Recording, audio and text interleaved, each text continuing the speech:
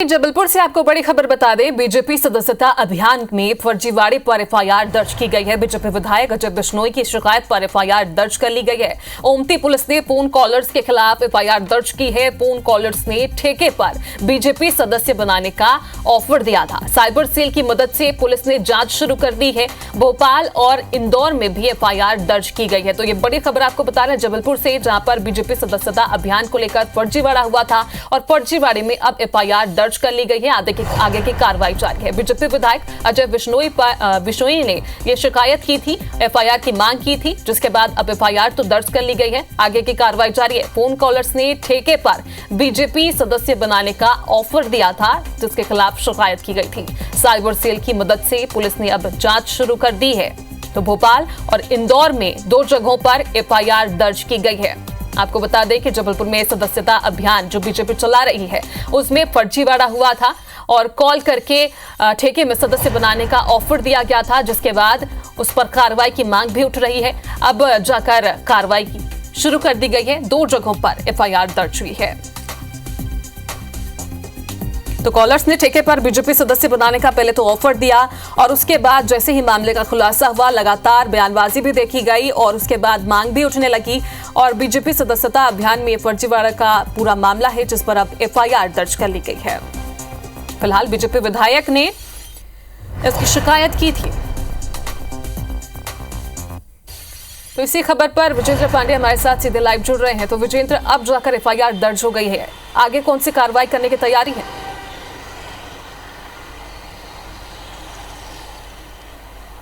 बिल्कुल बता दूं आपको कि भारतीय जनता पार्टी के सदस्यता अभियान को लेकर यह एफआईआर लॉन्च की गई है और सदस्यता अभियान पार्टी का चल रहा है और लगातार इस पर सियासत भी गरमा रही है। बड़ी वजह यही है कि बीजेपी के कद्दावर नेता, पूर्व मंत्री और मौजूदा विधायक अजय बिश्नोई ने ये मुद्दा उठाया और ये कहा कि उन्हें एक फ़ोन नंबर से फ़ोन आया और ये कहा गया कि आप सदस्यता अभियान जो है वो ठेके पर दे दीजिए, इतने पैसे दीजिए, आपको घर बैठे सदस्य बनाकर दे दिए जाएंगे और आपके खाते में एक तरह से इतने सदस्य दिखाने की स्थिति हो जाएगी कि आपने अपनी विधानसभा में इतने सदस्य बनाए।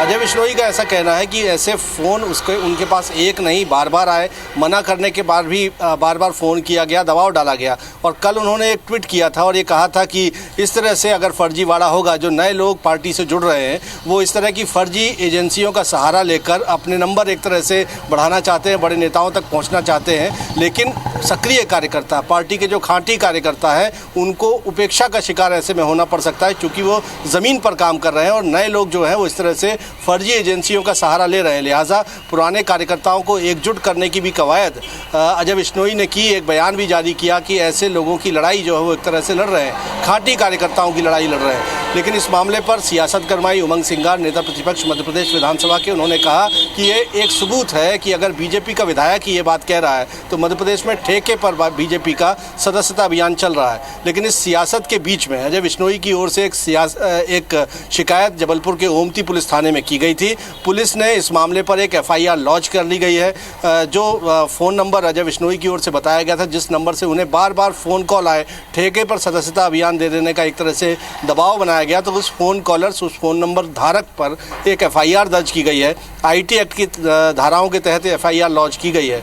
पुलिस का ऐसा कहना है कि साइबर सेल की इसमें मदद ली जा रही है। जो मोबाइल धारक है, जो फ़ोन कॉलर है, उस पर यह एफआईआर लॉन्च है, उसको तलाशा जाएगा और इस मामले पर जांच की जाएगी। लेकिन सियासत के गरमाने के बीच में सदस्यता अभियान पर और जो फर्जीवाड़े की बात है उसकी पुष्टि, फर्जीवाड़े की पुष्टि बीजेपी के ही एक विधायक कर रहे हैं और अब उनकी शिकायत पर पुलिस ने एफआईआर दर्ज कर ली है। देखना होगा कि साइबर सेल की मदद से पुलिस किस तरह से इस फर्जी एजेंसी तक पहुंचेगी और क्या कुछ खुलासा होगा। देखना यह भी होगा कि क्या सिर्फ बीजेपी की यही एक विधायक अजय बिश्नोई जिन्होंने इस ठेके के ऑफर को इनकार कर दिया, ठुकरा दिया, क्या इस एजेंसी ने और भी कई विधायकों और भी कोई पार्टी पदाधिकारियों से इस तरह से ठेका लिया? बीजेपी जो कह रही है कि इतने करोड़ों सदस्य मध्य प्रदेश में बनाए गए हैं, क्या उसमें इस एजेंसी की कोई भूमिका थी? ये साइबर सेल की जांच के बाद पता चलेगा। फिलहाल एफआईआर लॉन्च कर ली गई है और दूसरी तरफ इस पूरे मसले पर सियासत भी खासी गरमाई हुई है। बिल्कुल विजेंद्र, तो जब भी ये फर्जी एजेंसी का पता लगेगा तभी ये संभव है कि आगे का क्या क्या खुलासा होता है, क्या इस फर्जी एजेंसी ने दूसरे लोगों से भी कांटेक्ट किया था और तमाम जानकारी निकलकर सामने आएगी। फिलहाल बहुत बहुत शुक्रिया विजेंद्र जानकारी के लिए।